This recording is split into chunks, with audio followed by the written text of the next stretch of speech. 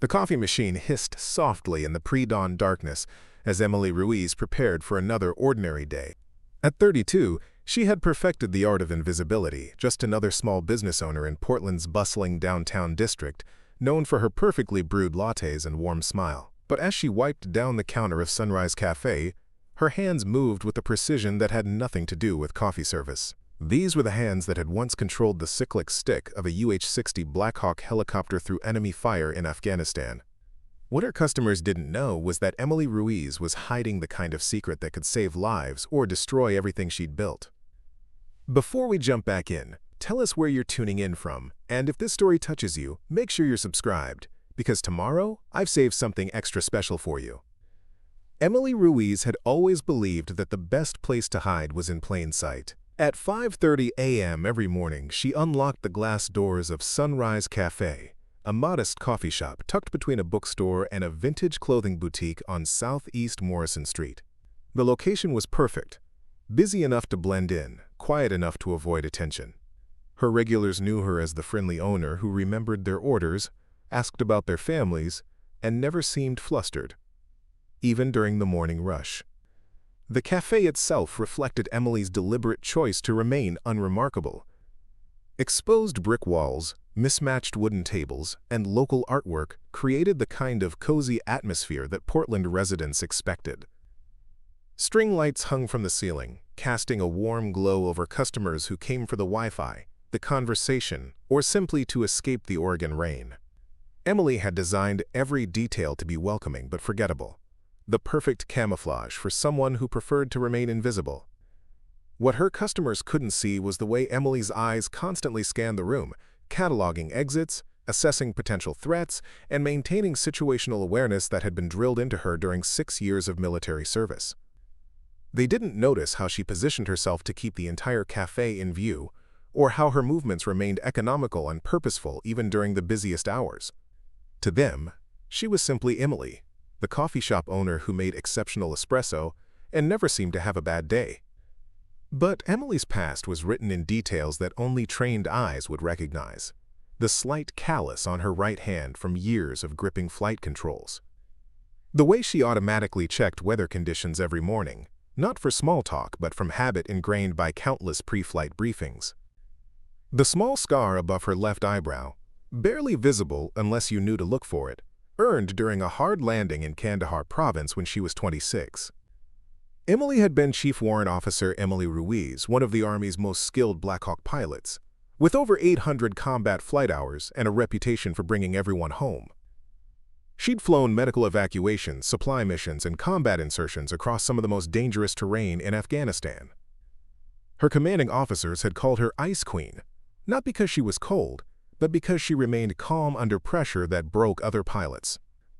The transition from CW3 Emily Ruiz to coffee shop owner Emily had been intentional and complete. After her discharge 3 years ago, she'd used her military savings and a small business loan to purchase the struggling cafe from its previous owner.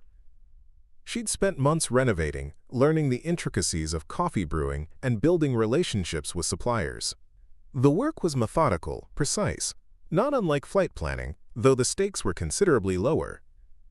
Her apartment above the cafe was spartanly furnished but comfortable. A few photographs sat on her dresser, her parents at their home in San Antonio, her younger brother David at his college graduation, and one picture she kept face down in the drawer, her old crew standing beside their Black Hawk after a successful rescue mission. Sometimes, late at night when the cafe was closed and the city grew quiet, Emily would hold that photograph and remember what it felt like to have a purpose, beyond perfect foam art. The choice to leave the military hadn't been easy. Emily had loved flying with an intensity that civilian life couldn't match. But after her last deployment, after carrying too many wounded soldiers and witnessing too much loss, she'd reached a breaking point that Army counselors called operational stress, and she called enough. The nightmares had started during her final months of service. Dreams of hydraulic failures, emergency landings, and the faces of people she couldn't save. Opening Sunrise Café had been therapy as much as career change. The routine of daily operations provided structure without the life-or-death pressure of combat aviation. She could help people start their day with good coffee and friendly conversation, instead of pulling them from burning vehicles or delivering them to field hospitals. It was a quieter kind of service, but service nonetheless. Her regular customers had become something like family. There was Margaret Foster, a retired teacher who came in every Tuesday and Thursday for a cappuccino and always brought Emily articles about interesting places she'd never visit. James Morrison, a freelance writer who claimed the corner table as his office and ordered the same black coffee every day while working on what he insisted would be, quote, the great American novel. Sarah Chen, a nurse at OHSU who stopped by during her night shifts, usually around 2 a.m. when Emily was doing prep work, for an emergency caffeine boost and someone to talk to about the difficult cases that kept her awake. They saw Emily as a successful small business owner who'd found her niche in Portland's competitive cafe scene. Her coffee was consistently excellent, her customer service genuine, and her prices fair. She sponsored a local youth baseball team, donated leftover pastries to the homeless shelter, and had become the kind of community fixture that made neighborhoods feel like home. But sometimes, usually during the quiet afternoon hours when foot traffic slowed, Emily would catch herself staring out the window at the sky. Portland's frequent cloud cover meant that helicopters flying overhead were more heard than seen, but she could identify them by sound alone. The distinctive whop-whop of news choppers, the higher pitch of medical helicopters rushing to OHSU, the deeper thrumming of Coast Guard aircraft heading toward the Columbia River. Each sound triggered muscle memory that Emily had tried to suppress. Her hands would unconsciously mime the motions of pre-flight checks. Her ears would automatically assess wind conditions and visibility. Her mind would calculate flight paths, fuel requirements, and emergency landing zones with the precision of someone who'd done these calculations under enemy fire. These moments of remembering were dangerous, not because they threatened her physical safety, but because they reminded her of who she used to be and what she'd given up. Emily had worked hard to become someone ordinary, someone unremarkable, someone safe. She'd built a life that required nothing more than showing up each day, serving coffee, and going home without anyone depending on her for their survival. The irony wasn't lost on her that in trying to save herself from the trauma of military service, she'd chosen the most civilian occupation possible. Coffee shops represented everything the military wasn't: casual, comfortable, predictable. Her biggest daily crisis was running out of oat milk, or dealing with a temperamental espresso machine. No one's life hung in the balance based on her decisions. Yet as Emily closed the cafe each evening, carefully counting the till and preparing for the next day, she couldn't shake the feeling that she was waiting for something. Portland was a safe city with excellent emergency services, but it sat in the shadow of Mount Hood, near major rivers, and in a region prone to natural disasters. Sometimes, during the darkest hours of early morning prep, Emily found herself wondering what would happen if the city's emergency infrastructure failed. What would happen if ordinary people needed the kind of help that only someone with extraordinary skills could provide? These thoughts felt like tempting fate, so Emily pushed them aside and focused on perfecting her latte art, memorizing her customers' preferences, and maintaining the carefully constructed ordinary life that kept her past buried. She had no way of knowing that in just a few weeks, a crisis would arise that would force her to choose between the safety of anonymity and the responsibility of being the only person capable of saving lives. For now, though, Emily Ruiz remained invisible in the best possible way, a successful coffee shop owner whose deadly secret slept quietly beneath the surface, waiting for the moment when hiding would no longer be an option. Preparing and narrating this story took us a lot of time, so if you are enjoying it, subscribe to our channel. It means a lot to us. Now back to the story. The flyer appeared on Emily's bulletin board on a gray Tuesday morning in late October, pinned between advertisements for yoga classes and lost cat notices. Columbia River Gorge Search and Rescue seeks experienced volunteers. Aviation background preferred but not required. Training provided. The simple black text on white paper seemed to pulse with possibility. Emily stared at the flyer while steaming milk from Margaret Foster's cappuccino, her hands moving automatically through the familiar motions. Aviation background preferred. The words felt like a direct challenge to the carefully constructed, ordinary life she'd built. She'd been running Sunrise Café for 3 years now, and this was the first time anything had threatened the peace she'd worked so hard to achieve. Interesting opportunity, Margaret commented, following Emily's gaze to the bulletin board. At 72, the retired teacher had an uncanny ability to read people's expressions. My nephew volunteered with search and rescue up in Washington for years. Said it was the most meaningful work he'd ever done. Emily forced herself to focus on the cappuccino, creating a perfect leaf design in the foam. I'm sure it's rewarding work, she replied neutrally, just not something I'd have time for with the cafe. But the flyer haunted her thoughts throughout the day. Between serving customers and managing inventory, Emily found herself researching the Columbia River Gorge Search and Rescue Team online. Their website showed photographs of volunteers rappelling down cliff faces, coordinating ground searches, and yes, operating helicopters for mountain rescues.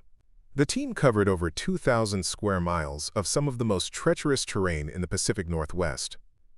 That evening, after closing the cafe, Emily climbed to her apartment and opened the drawer where she kept her face-down photograph.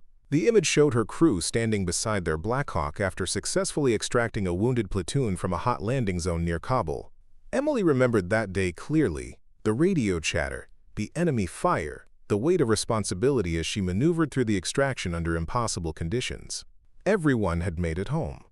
She pulled out her laptop and began typing an email to the search and rescue coordinator, then deleted it. Started again, deleted again.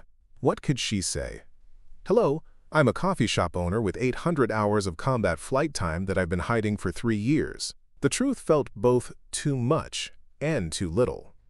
The decision was made for her the following morning when James Morrison burst through the cafe doors with unusual urgency. The freelance writer was typically calm, spending his days absorbed in his laptop, but today his face was flushed with excitement and concern. Emily, you need to see this, he said, placing his phone on the counter. The screen showed a news article with the headline, "Hiker Missing in Mount Hood National Forest for Third Day." Emily read quickly. Rachel Thompson, a 28-year-old Portland resident, had gone hiking alone on Sunday and failed to return. Her car had been found at the Timberline Lodge parking area, but search teams had been hampered by early-season snowstorms and limited visibility. The article mentioned that helicopter searches had been suspended due to dangerous weather conditions. The thing is, James continued, I know Rachel. She comes in here sometimes, usually orders an iced coffee even in winter. She's got that distinctive red backpack. Emily remembered her. Rachel was quiet, always polite, and had a habit of leaving generous tips. She was also exactly the kind of inexperienced hiker who could easily become disoriented in Mount Hood's rapidly changing conditions. The search teams are having trouble with the weather, James continued, but I keep thinking there has to be someone who could fly in those conditions. Military pilots do it all the time, right? The comment hit Emily like a physical blow. James had no way of knowing about her background, but his casual observation pierced straight through her carefully maintained anonymity. Military pilots did fly in those conditions. She had flown in worse: sandstorms, enemy fire, zero visibility landings guided only by instruments and experience. Emily's hands trembled slightly as she prepared James's usual black coffee. I'm sure the professionals know what they're doing, she managed. But as the day progressed, Emily found herself obsessively checking news updates on her phone. The weather window was closing rapidly. Each hour that passed reduced Rachel's chances of survival. The search teams were experienced and dedicated, but they were constrained by safety protocols and equipment limitations that Emily had been trained to overcome. That afternoon brought an unexpected visitor. Dr. Michael Chen, Sarah's older brother, pushed through the cafe doors wearing the orange jacket of the Columbia River Gorge Search and Rescue Team. Emily recognized him from family photos Sarah had shown her, though they'd never met. You must be Emily, he said, approaching the counter. Sarah talks about you all the time. I'm Mike Chen. Of course, the search and rescue coordinator, Emily replied, her pulse quickening. Sarah mentioned you run the team. Mike ordered a coffee and leaned against the counter. Actually, that's why I'm here. We've got a missing hiker on Mount Hood, and we're running out of options. Weather's been impossible for helicopter operations, but he paused, studying Emily's face. This might sound crazy, but Sarah mentioned you have some kind of aviation background? Emily's blood went cold. She'd never told Sarah about her military service. I'm not sure what you mean. Look, I know this is a long shot, Mike continued, but we've got a woman who's been missing for 3 days, temperatures are dropping, and the weather window is closing fast. Our regular helicopter pilots won't fly in these conditions, and honestly, they're right not to. It's dangerous as hell up there right now. He pulled out his phone and showed Emily weather reports and topographical maps. But if someone had experience with difficult flying conditions, combat experience, maybe they might be able to get through where others can't. Emily stared at the maps, her mind automatically calculating flight paths, wind patterns, and emergency landing zones. The terrain was challenging, but not impossible. The weather was dangerous, but not insurmountable. She'd flown in worse conditions with less sophisticated equipment. "I run a coffee shop," she said quietly. Mike nodded. "I know, and I'm not asking you to admit to anything you don't want to admit to, but a woman is going to die up there if we don't get to her soon. We've got ground teams moving, but they're hampered by the snow. A helicopter could reach the likely search areas in minutes instead of hours." Emily felt the walls of her carefully constructed ordinary life beginning to crack. "Even if I had aviation experience, which I'm not saying I do, I don't have access to a helicopter." "Actually," Mike said carefully, "we do. The team has an older UH-60 on loan from the Oregon National Guard. It's been grounded because our certified pilot moved to California last month, and we haven't found a replacement yet." The mention of a UH-60 Blackhawk sent Emily's heart racing. That was her aircraft, the machine she knew better than any car she'd ever driven. Every switch, every gauge, every vibration that indicated normal operation or potential problems. "Why are you really here?" Emily asked. Mike was quiet for a long moment. "Because my sister trusts you. Because you have the kind of calm competence that usually comes from high-stress experience. And because when I put out that flyer asking for aviation volunteers, you were the only person who stared at it like you were having an internal war." Emily looked around her cafe. The comfortable tables, the local artwork, the bulletin board with its community announcements. This was her sanctuary, her proof that she could live a normal life. But upstairs in her apartment was a photograph of her crew and a voice in her head that sounded like her grandfather asking what good her skills were if she refused to use them when lives depended on it. "If someone were to help," Emily said slowly, "hypothetically, what would that look like?" Mike's expression brightened slightly. "We'd need to move fast. Weather window closes at sunset. The helicopter is at Hillsborough Airport, fueled and ready. We've got GPS coordinates for the most likely search areas and ground teams standing by for coordination." Emily closed her eyes and made the decision that would change everything. "I need to close the cafe early today." The drive to Hillsborough Airport passed in tense silence. Emily sat in the passenger seat of Mike Chen's SAR vehicle, her hands folded tightly in her lap to hide their trembling. Through the windshield, she could see storm clouds gathering over the Cascade Mountains, their dark mass promising the kind of weather that grounded experienced pilots and killed the unprepared. Mike had accepted her offer to help without asking for credentials or proof of experience. The urgency of Rachel Thompson's situation had overridden normal protocols, but Emily knew that the moment she stepped into that helicopter, her carefully guarded secret would be exposed forever. There would be no going back to being just the friendly coffee shop owner on Morrison Street. "The weather station is reporting gusts up to 40 knots at 8,000 feet, Mike said, breaking the silence as they turned into the airport. "Visibility dropping to near zero in the search zone. Are you sure about this?" Emily stared ahead at the hangars, her mouth dry. "How long has Rachel been missing?" 72 hours as of noon today. That was the critical threshold. After 3 days in Mount Hood's October conditions, exposure became a race against time. Even if Rachel had adequate gear and found shelter, hypothermia would be setting in. Every hour delayed meant her chances of survival dropped significantly. "Then we don't have a choice," Emily said quietly. The Oregon National Guard hangar sat at the far end of the airport, its massive doors partially open to reveal the distinctive silhouette of a UH-60 Blackhawk. Emily's breath caught in her throat. Even from a distance, she could see that this particular aircraft was an older model, probably late 1980s vintage, based on the rotor configuration and antenna placement. She'd flown dozens of similar birds during her deployment, knew their quirks and capabilities as intimately as her own heartbeat. As they approached the helicopter, Emily's trained eye automatically began a visual inspection.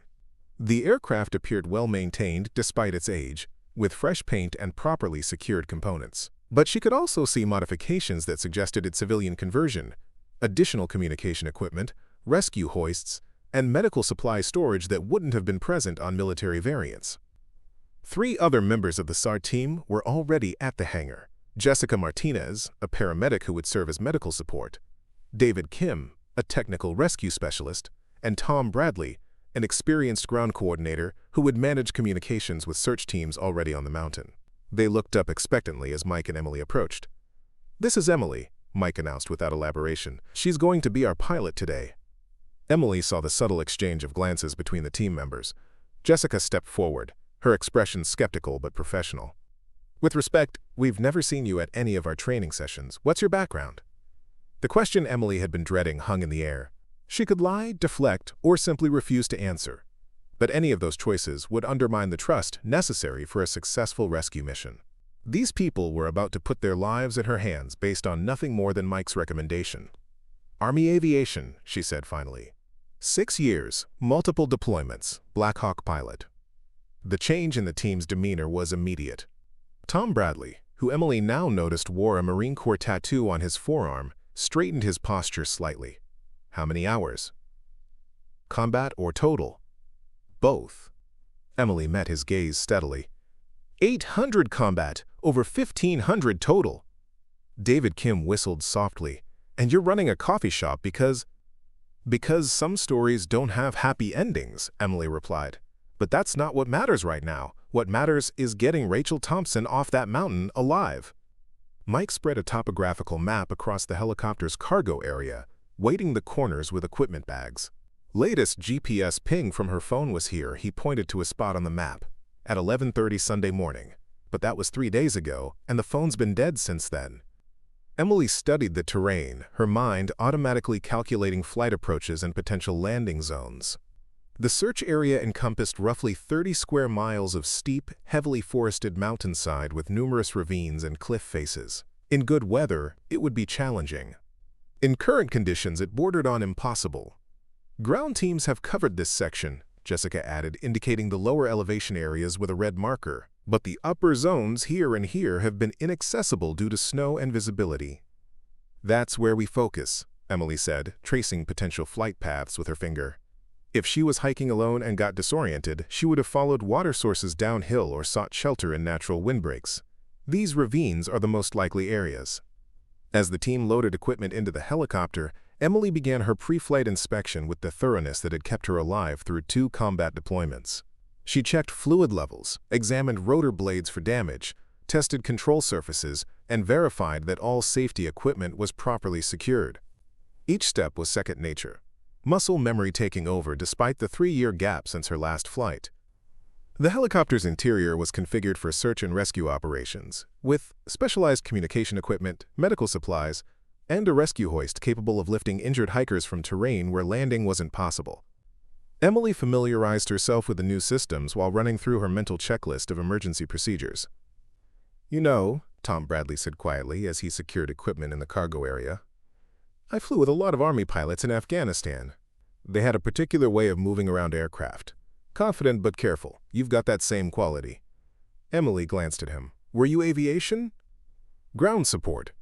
But I spent enough time around flight crews to recognize the real thing." He paused. "Whatever brought you to civilian life, I'm glad you're here today." The weight of responsibility settled on Emily's shoulders as she climbed into the pilot's seat for the first time in 3 years. The familiar layout of instruments and controls felt like coming home to a house you'd left under difficult circumstances, comforting and painful at the same time. Her hands found the collective and cyclic controls naturally, adjusting the seat and mirrors with practiced efficiency. Mike climbed into the co-pilot seat, putting on his headset. "I'm not qualified to fly, but I know enough to read instruments and handle radio communications. What do you need from me?" "Weather updates, GPS coordinates, and someone to watch for obstacles I might miss in low visibility," Emily replied, beginning her engine startup sequence. "Once we're airborne, I'll need you to coordinate with ground teams and monitor our fuel consumption." The turbine engines spooled up with their distinctive whining roar, the sound triggering flood of memories that Emily pushed aside. The main rotor began turning slowly, then faster, until the familiar thrum of spinning blades filled the cockpit. She could feel the aircraft coming alive beneath her hands, tons of machinery responding to her touch with the precision of a finely tuned instrument. "Hillsborough Tower, this is SAR 6 requesting clearance for emergency rescue flight to Mount Hood," Mike spoke into his microphone. "SAR 6, you are cleared for immediate departure. Be advised weather conditions in your destination area are deteriorating rapidly. Multiple aircraft have diverted due to turbulence and visibility. Emily adjusted her headset. Hillsborough Tower, SAR-6. We are aware of conditions and equipped for adverse weather operations. Departing southeast from Mount Hood National Forest. She lifted the collective slightly, feeling the helicopter grow light on its skids. With gentle pressure on the cyclic, she pulled the aircraft into a hover, checking all systems one final time. Everything was functioning normally, but Emily could feel the crosswinds buffeting the helicopter even at ground level. Conditions would only get worse as they gained altitude. "Everyone ready?" she asked through the intercom. "Ready," came the unanimous response from her crew. Emily pushed the cyclic forward and added power, transitioning from hover to forward flight with the smooth precision that had once earned her the call sign Silkworm from her fellow pilots. The airport fell away beneath them as they climbed toward the mountains, and Emily felt the familiar surge of exhilaration that came from returning to her natural element. But this wasn't Afghanistan, and this wasn't a combat mission. This was a rescue flight that would either save Rachel Thompson's life or expose Emily to questions she wasn't prepared to answer. As the helicopter climbed through 3,000 feet toward the storm-shrouded peaks of Mount Hood, Emily realized she was no longer just a coffee shop owner, pretending to be ordinary. She was once again Chief Warrant Officer Emily Ruiz, and someone's life depended on her living up to that legacy.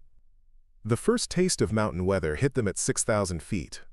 Emily felt the helicopter shudder as they climbed through a layer of turbulent air, the aircraft bucking like an angry horse against the crosswinds. Through the windscreen, Mount Hood loomed ahead, its peak shrouded in gray clouds that seemed to swirl with malevolent intent.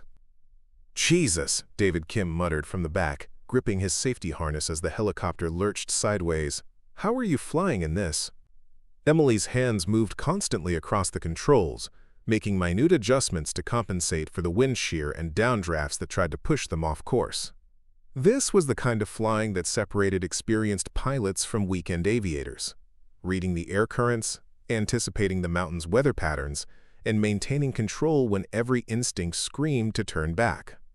"It's all about feeling the aircraft," she replied through the intercom, her voice steady despite the conditions. "The helicopter will tell you what the air is doing if you listen to it." Mike Chen monitored the GPS coordinates while maintaining radio contact with ground teams. "We're 5 minutes out from the last known position. Ground Team Alpha is reporting zero visibility at their location, and they've had to suspend operations due to weather." "What about Team Bravo?" Emily asked, banking the helicopter around a ridgeline to avoid a downdraft that could have slammed them into the mountainside. "They're holding position at 4,500 feet, but they can't move higher due to ice formation on the rocks." Emily processed this information while navigating through a narrow valley. The search zone was effectively cut off from ground access, which meant Rachel Thompson was alone in conditions that were rapidly becoming unsurvivable. The helicopter's altimeter showed they were climbing through 7,200 feet, approaching the elevation where mountain weather became truly dangerous. "There," Jessica Martinez called out, pointing through the side window. "Isn't that the Timberline Lodge parking area?" Emily banked left to get a better view. Below them, barely visible through the shifting clouds, she could see the small, dark shapes of parked cars and the lodge building. This was where Rachel's journey had begun 3 days ago, but it told them nothing about where she might be now. "We need to start a grid search pattern," Emily announced. "Mike, what's our fuel status?" 2 hours of flight time, maybe 2.5 if we're conservative." Emily nodded grimly. In ideal conditions, that would be plenty of time to search the target area. But these weren't ideal conditions. Fighting the mountain winds was consuming fuel at an accelerated rate, and they would need reserves for the flight back to Hillsborough. "We'll work in expanding squares from the last GPS position," she decided. "Stay low enough to see the ground, high enough to clear the trees. Everyone keep your eyes open for any sign of human activity. Colored fabric, reflective materials, smoke from a signal fire." The first pass through the search grid revealed nothing but snow-covered forest and steep ravines. Visibility was maybe 200 feet in any direction, forcing Emily to fly by instruments and instinct as much as visual reference. The helicopter's rotors kicked up snow and debris, creating their own weather system that further reduced visibility. "This is impossible," Tom Bradley said after their third fruitless pass. We could fly right over her and never see her in these conditions. Emily was beginning to think the same thing when her peripheral vision caught something that didn't belong. A flash of color against the white snow, visible for maybe 2 seconds before the clouds closed in again. "I saw something," she announced, banking sharply to the right. 2 o'clock, maybe 300 yards ahead. "Where?" Mike asked, straining to see through the windscreen. "It's gone now, but there was definitely something red down there. Could be her backpack." Emily brought the helicopter into a tight orbit over the area where she'd spotted the anomaly. The terrain below was a nightmare of fallen trees, rocky outcroppings, and steep slopes that would be treacherous even in good weather. Finding a safe landing zone would be nearly impossible. "I can't put us down here," she said after completing 2 full circles. "The terrain's too unstable, and we can't maintain visual reference with the ground." "What about the hoist?" Jessica suggested. "If she's down there, I can rappel down and assess her condition." Emily considered the option. Using the rescue hoist in these conditions would be extremely dangerous. The wind shear could slam Jessica into trees or rocks, and retrieving her would be even more challenging than lowering her. But if Rachel was injured and unable to move to a better location, it might be their only option. Negative, she decided. Wind conditions are too unstable for hoist operations. We need to find another way. That's when Emily spotted it, a small clearing maybe half a mile northeast of their current position. It wasn't ideal, but it was flat enough for a landing and close enough to the suspected location for a ground approach. "There," she pointed. "We can set down in that clearing and approach on foot." "That's got to be at least a quarter mile through heavy forest," David pointed out, "in snow and limited visibility." "Then we better move fast," Emily replied, beginning her approach to the improvised landing zone. The landing was one of the most challenging of Emily's career. The wind shear kept trying to push the helicopter sideways as she descended, and the snow kicked up by the rotor wash created a complete whiteout for the final 50 feet. She landed by feel and instrument reference, touching down hard but safely in the small clearing. "Everyone stay with the aircraft until the rotor stops," she ordered. "We don't want anyone walking into the blades." As the turbines wound down and the rotor blades slowed to a stop, the full force of the mountain weather became apparent. Wind howled through the trees, and snow fell steadily, accumulating on the helicopter's windscreen. The temperature gauge showed 28 degrees Fahrenheit, cold enough to kill an exposed person in a matter of hours.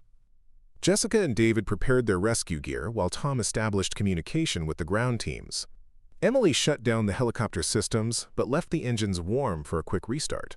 They might need to depart rapidly if the weather deteriorated further.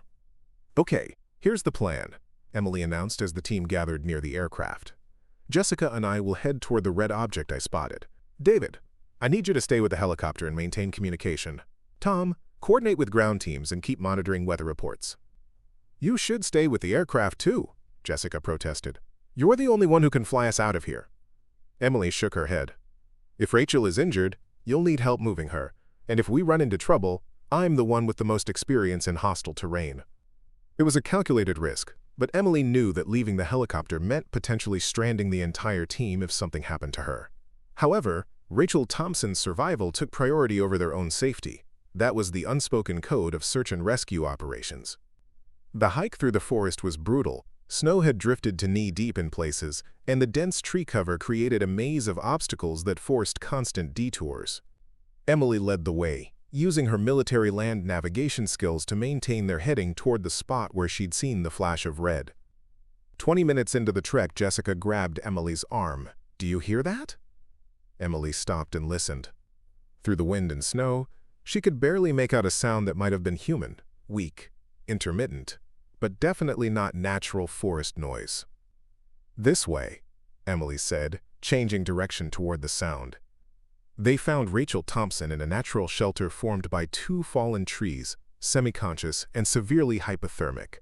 She was wrapped in a bright red emergency blanket that had probably saved her life, but her lips were blue and her responses were sluggish.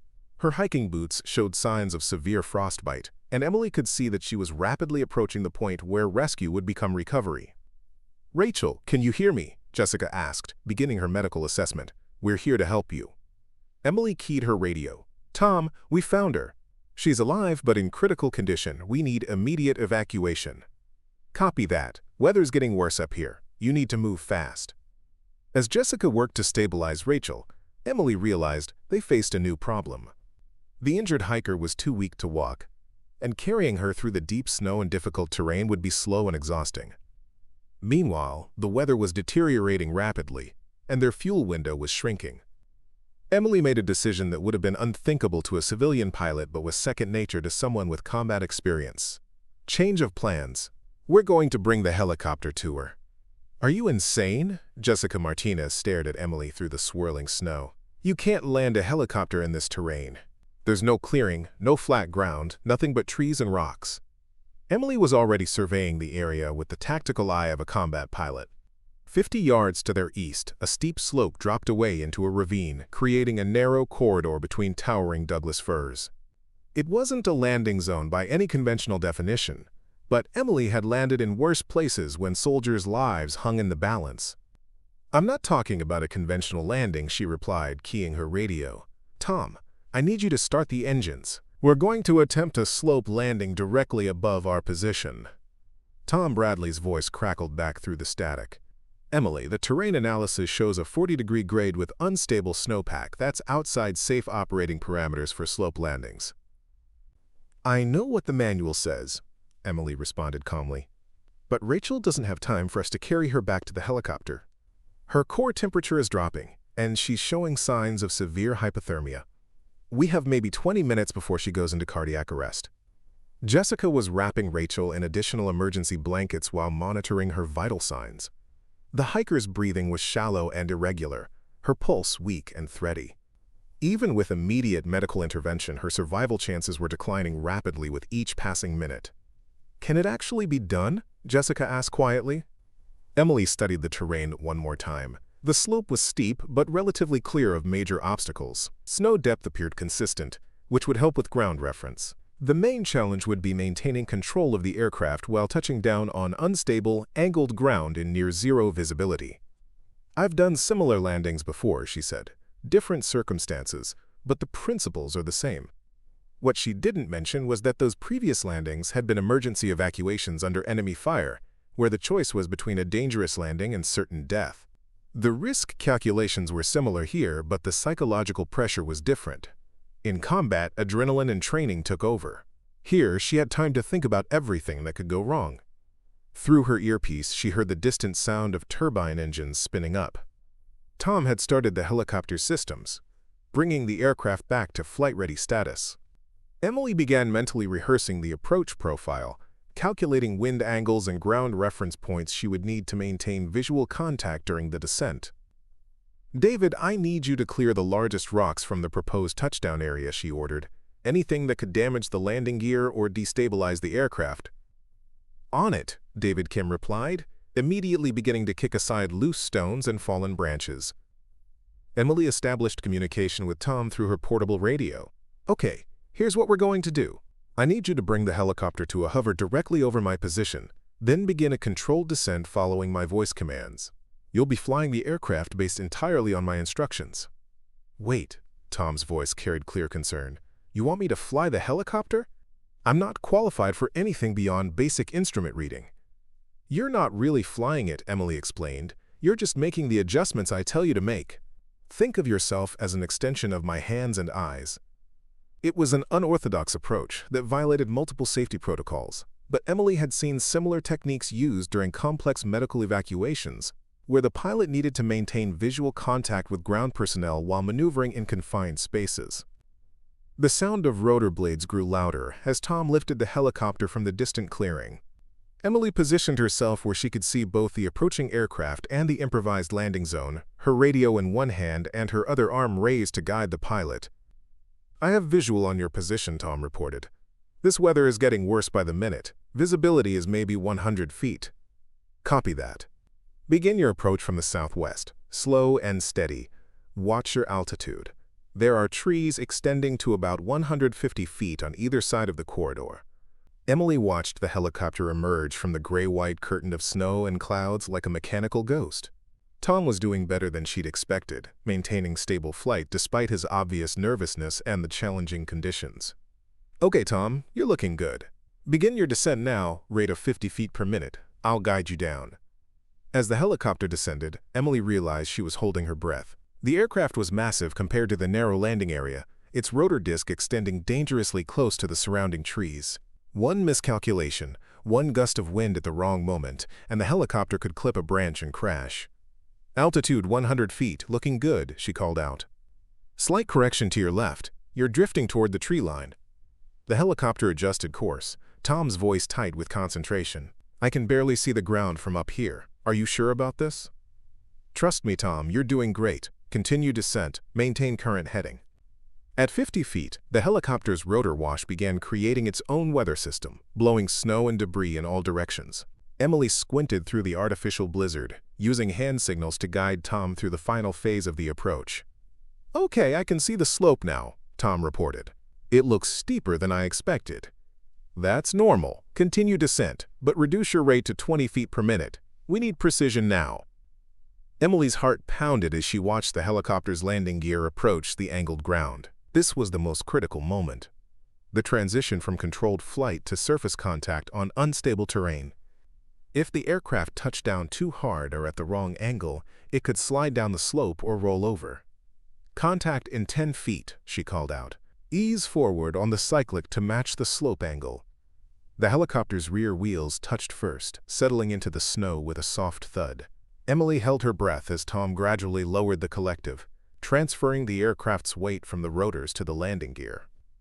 "We're down," Tom announced, his voice filled with relief and amazement. But Emily knew they weren't safe yet. Slope landings were inherently unstable, and the helicopter could shift or slide at any moment. They needed to load Rachel and depart as quickly as possible. "Keep the engines running and be ready for immediate takeoff," she ordered. "Jessica, let's get Rachel aboard." Moving an unconscious hypothermia victim required careful coordination. Emily and Jessica worked together to lift Rachel onto an improvised stretcher made from emergency blankets and rescue poles, then began the delicate process of carrying her up the slope to the helicopter. The aircraft sat at an alarming angle, its rotor blades seeming to slice perilously close to the uphill tree line. Snow continued to accumulate on the windscreen, and Emily could hear the engines working harder to maintain power in the thin mountain air. "Careful," Jessica warned as they approached the cargo door. "If we destabilize the aircraft's center of gravity, it could slide down the slope." They loaded Rachel into the helicopter's medical compartment, with Jessica immediately beginning advanced warming procedures and IV fluid administration.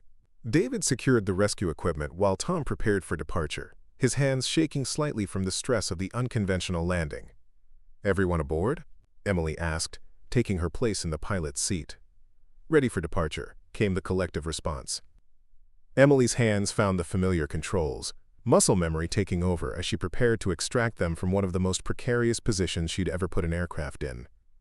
The slope landing had been successful, but takeoff would be even more challenging. She would need to lift the helicopter straight up to clear the surrounding trees, all while maintaining control on unstable, angled ground. "Here we go," she announced, gradually increasing collective pitch. The helicopter groaned as it lifted off the slope, snow cascading from its skids. Emily felt the aircraft settle momentarily as it transitioned from ground effect to true flight, then steadily climbed away from the mountainside. "Outstanding flying," Tom breathed through the intercom. "I've never seen anything like that." But Emily's attention was already focused on their next challenge. Rachel was stabilized but still critical, the weather was continuing to deteriorate, and they were burning fuel at an alarming rate. The real test would be getting everyone safely back to civilization before the mountain claimed another victim. As they cleared the tree line and began their descent toward the valley, Emily realized that her secret was no longer her own. She had just demonstrated flying skills that no civilian pilot possessed, and there would be questions she couldn't avoid answering. But looking back at Jessica working frantically to save Rachel's life, Emily knew she had made the right choice. Some secrets were worth revealing when lives hung in the balance. "Emily, we've got a problem." Jessica Martinez's voice cut through the helicopter's intercom with clinical urgency that made everyone's blood run cold. "Rachel's going into shock. Her blood pressure is dropping, and I'm losing her pulse." Emily glanced back at the medical compartment where Jessica worked frantically over Rachel Thompson's unconscious form. The hiker's face had taken on the waxy pallor of severe hypothermia, and her breathing had become so shallow it was barely detectable. They were racing against time, but time was winning. "How long can she last?" Emily asked, pushing the helicopter's engines to maximum sustainable power as they descended through the storm-laden clouds. "At this rate, maybe 10 minutes before cardiac arrest. We need to get her to a trauma center immediately." Emily's mind raced through their options.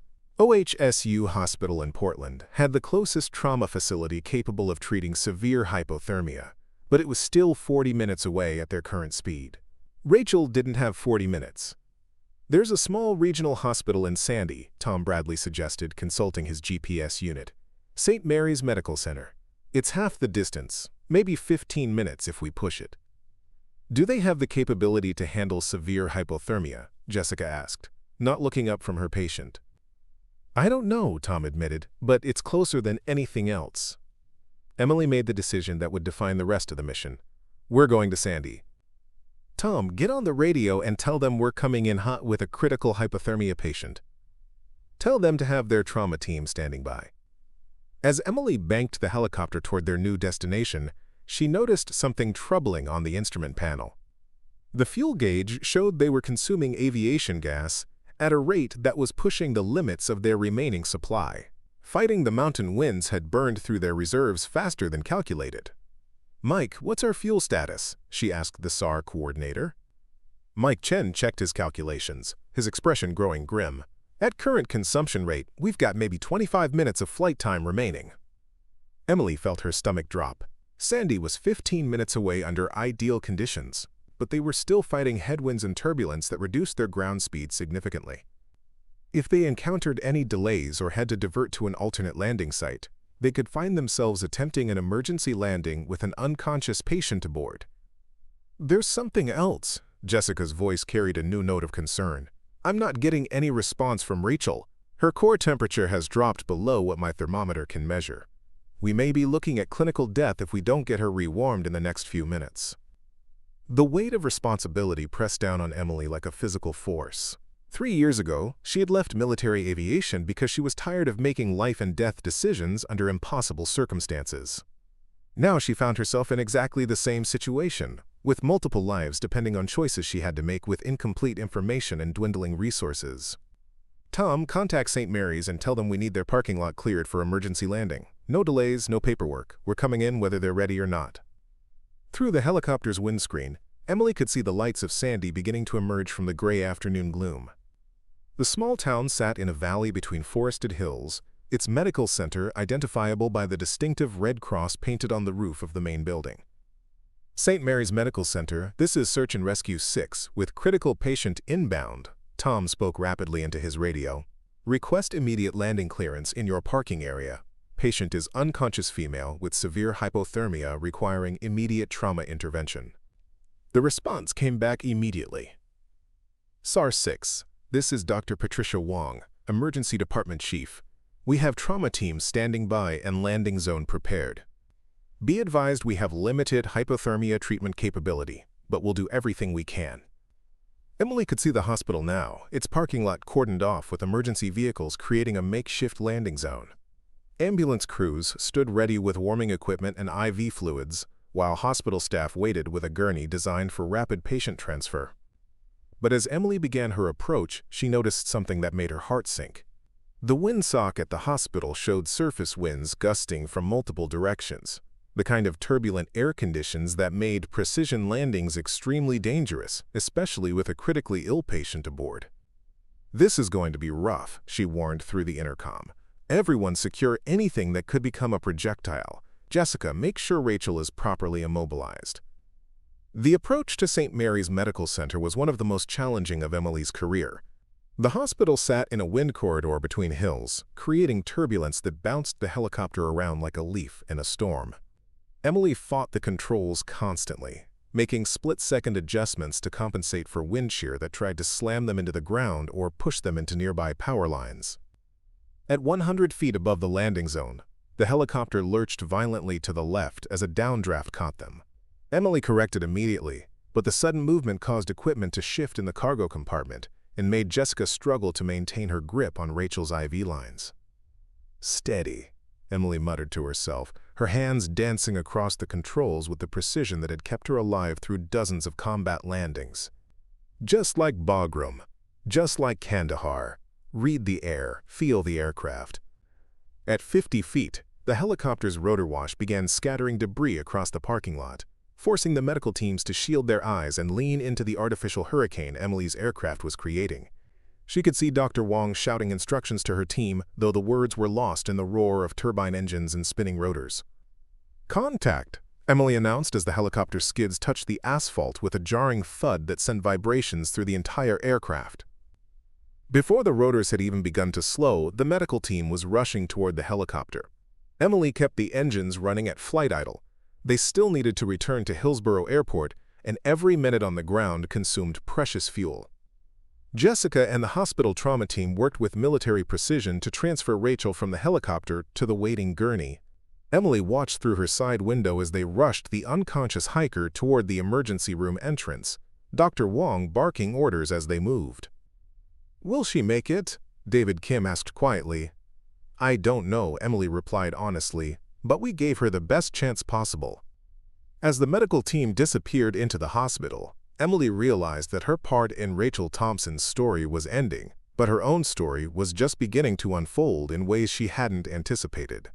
Tom Bradley was staring at her with an expression of amazement and curiosity that told her the questions were coming. "Where did you learn to fly like that?" he asked finally.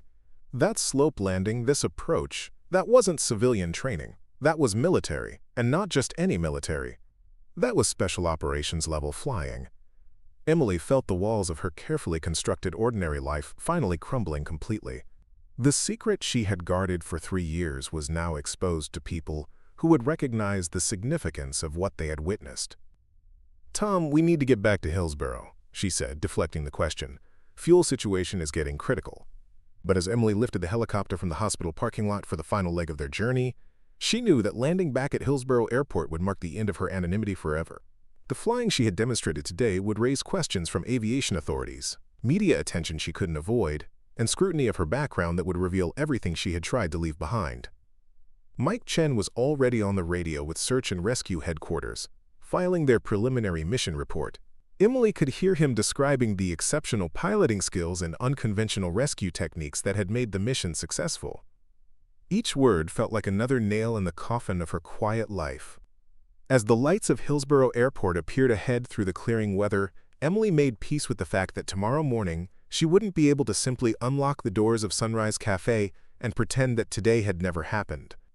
The coffee shop owner who hid a deadly secret was about to become something else entirely. She just wasn't sure what that would be yet. The helicopter touched down at Hillsborough Airport with the same precision that had characterized the entire mission, but Emily knew this landing marked the end of one chapter of her life and the uncertain beginning of another. The debriefing room at Columbia River Gorge Search and Rescue Headquarters felt like an interrogation chamber. Fluorescent lights hummed overhead while Emily sat across from 3 people whose questions would determine whether her heroic rescue would become a career-ending scandal. Captain Rebecca Torres from the Oregon National Guard Aviation Unit had arrived within hours of their return to Hillsborough Airport. Her crisp uniform and no-nonsense demeanor suggested this wasn't a friendly visit. Beside her sat Federal Aviation Administration Inspector Robert Hayes, a thin man with wire-rimmed glasses who had been taking notes constantly since Emily walked into the room. The third person was someone Emily hadn't expected, Colonel Patricia Santos from the Department of Defense Aviation Safety Office. "Ms. Ruiz," Captain Torres began, consulting a thick folder. "Let's start with something simple. What is your current pilot certification status?" Emily felt her mouth go dry. This was the question she'd been dreading since landing back at Hillsborough. "I don't currently hold an active civilian pilot's license." "Yet you operated a military aircraft in civilian airspace, conducting search and rescue operations without proper authorization." Inspector Hayes looked up from his notepad. "Do you understand the severity of these violations?" "A woman's life was at stake," Emily replied. "Mike Chen requested assistance, and I provided it." "Mr. Chen requested assistance from a qualified pilot," Captain Torres interjected. "He was under the impression that you held current certifications. Were you intentionally deceptive about your qualifications?" Emily glanced toward the observation window where Mike Chen stood with Tom Bradley and the rest of the SAR team. Their faces showed concern and confusion.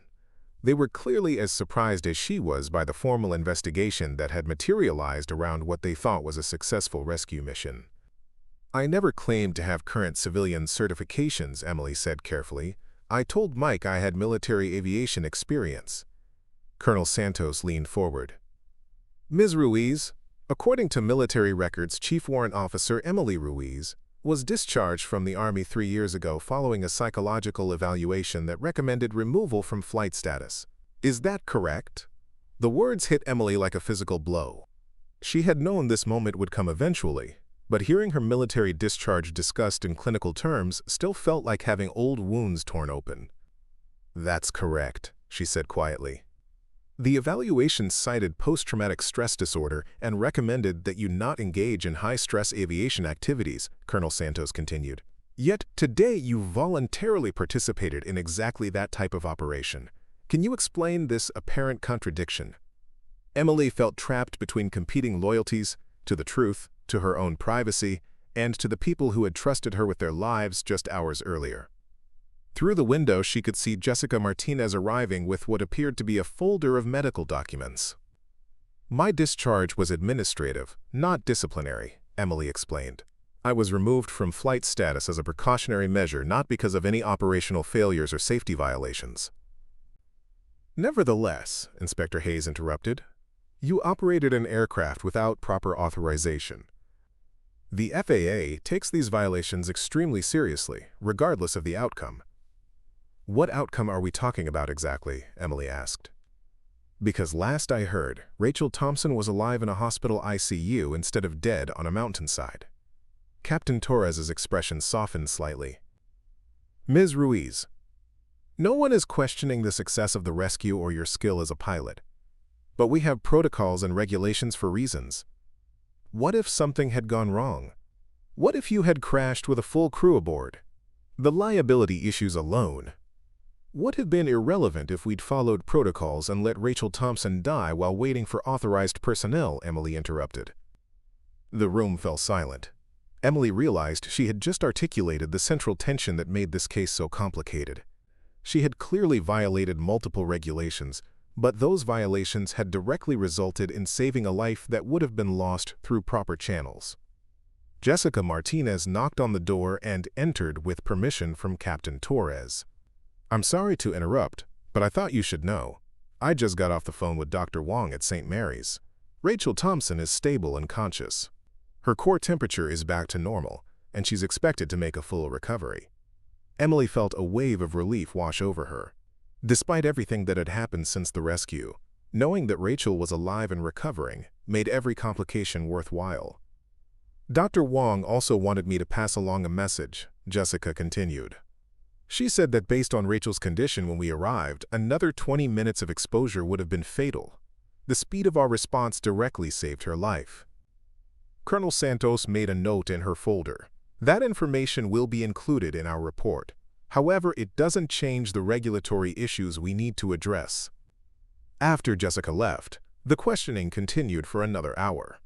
Emily answered honestly about her military service, her reasons for leaving aviation, and her decision to help with the rescue. She provided details about her flight training, combat experience, and the psychological evaluation that had ended her military career. What she didn't discuss was the nightmares that had plagued her for months after her discharge, or the way she still woke up sometimes thinking she could hear helicopter rotors. She didn't mention that flying again today had felt like coming home to a place she'd been afraid to visit. "Ms. Ruiz," Captain Torres said finally, "this investigation will take several weeks to complete. In the meantime, you are prohibited from operating any aircraft, military or civilian. Do you understand?" "I understand." "There will likely be media attention once word of this rescue spreads," Inspector Hayes added. "I recommend you refrain from speaking to reporters until the investigation is concluded." As Emily left the debriefing room, she found the SAR team waiting in the hallway. Their expressions ranged from apologetic to defiant, and she realized they felt responsible for the trouble she now faced. "Emily, I'm so sorry," Mike Chen said immediately. "I had no idea this would turn into a federal investigation. If I hadn't asked you to help..." You'd have a dead hiker instead of a living one, Emily interrupted. Don't apologize for making the right choice. Tom Bradley stepped forward. Look, we've been talking, and we want you to know that we're prepared to testify about what we witnessed today. The flying you did, that wasn't just good piloting. That was extraordinary. The investigators need to understand that. They understand, Emily replied. That's part of the problem. Extraordinary flying by someone without current certifications raises questions about oversight and accountability. David Kim shook his head. This is bureaucratic bullshit. You saved a woman's life using skills you earned through military service. There should be medals, not investigations. Emily appreciated their support, but she knew the situation was more complex than they realized. The regulations that seemed arbitrary and obstructive served important purposes in normal circumstances. Her case was an outlier, a situation where breaking the rules had produced a better outcome than following them. What happens now? Mike asked. Now I go back to running a coffee shop and wait to see if I'm going to face criminal charges for being a good pilot, Emily said with dark humor. As Emily drove back to Portland through the early evening darkness, she thought about the phone call she would need to make to her parents in San Antonio.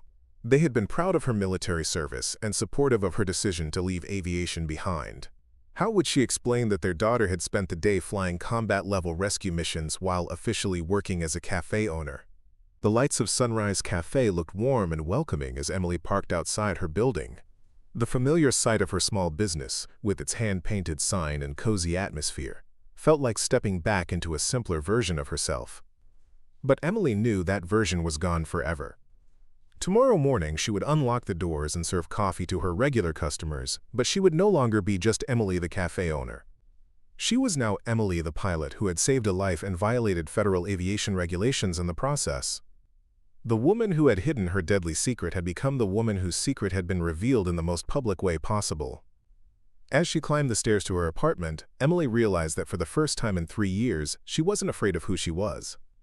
The investigation might end her civilian career and expose her to legal consequences, but it couldn't change the fact that when someone needed her skills, she had been ready to use them.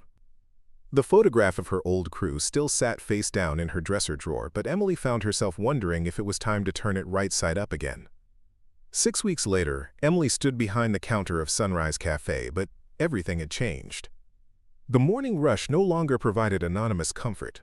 Every customer who walked through the door knew her story. The local newspaper had run a front-page article titled "Coffee Shop Owner's Secret Rescue Mission," and social media had turned her into a reluctant celebrity.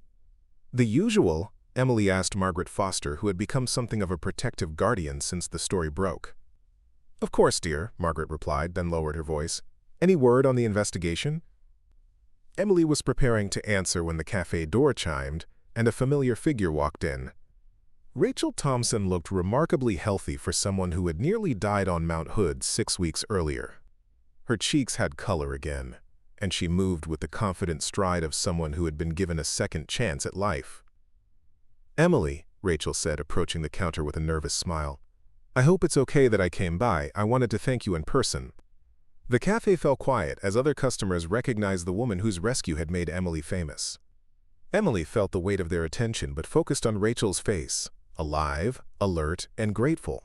I'm just glad you're okay, Emily said simply. How are you feeling? Physically, I'm perfect. The doctors said there shouldn't be any lasting effects from the hypothermia. Rachel paused, her expression becoming more serious. But emotionally, I can't stop thinking about what you risked for me. I know about the investigation, the legal troubles. You didn't even know me, and you put everything on the line. Before Emily could respond, the door chimed again, and Mike Chen entered with Tom Bradley and Jessica Martinez. The entire SAR team had become regular customers since the rescue, treating Sunrise Café as their unofficial headquarters. Emily, Mike said, his face breaking into a wide grin, we've got news. Tom Bradley was practically bouncing with excitement. The investigation results came in this morning. Want to guess what they decided? Emily felt her heart racing. For 6 weeks, she had been living with the uncertainty of potential criminal charges, loss of her business license, and public disgrace. The waiting had been harder than the actual rescue mission. Just tell me, she said quietly. Jessica stepped forward with an official-looking document. No criminal charges. The FAA is issuing you a formal reprimand for operating without current civilian certification, but they're also fast-tracking your commercial helicopter license application. Apparently, your combat flight records qualify you for advanced civilian credentials with minimal additional training. Emily stared at the papers, hardly believing what she was reading. What about the Oregon National Guard investigation? That's the best part, Mike continued. Captain Torres recommended you for a civilian commendation for exceptional airmanship under emergency conditions. Colonel Santos backed the recommendation all the way up to the Pentagon. Rachel stepped closer to the counter. There's something else you should know. I've been in contact with a reporter from Aviation Week magazine. They want to do a feature story about military veterans transitioning to civilian emergency services. Your case has apparently sparked a national conversation about utilizing veteran skills in search and rescue operations. Emily felt overwhelmed by the sudden reversal of fortune. For weeks, she had been preparing for the worst-case scenario. The possibility that her unauthorized rescue flight might actually advance her career had never occurred to her. There's more, Tom Bradley added, pulling out his phone. We've been getting calls from search and rescue teams across the Pacific Northwest. They want to know if you'd be interested in contract work, flying missions for teams that don't have qualified helicopter pilots. The idea of returning to aviation professionally both thrilled and terrified Emily. She had built Sunrise Café as a refuge from the high-stakes world of emergency flying, but recent events had shown her that she couldn't completely separate herself from her true calling.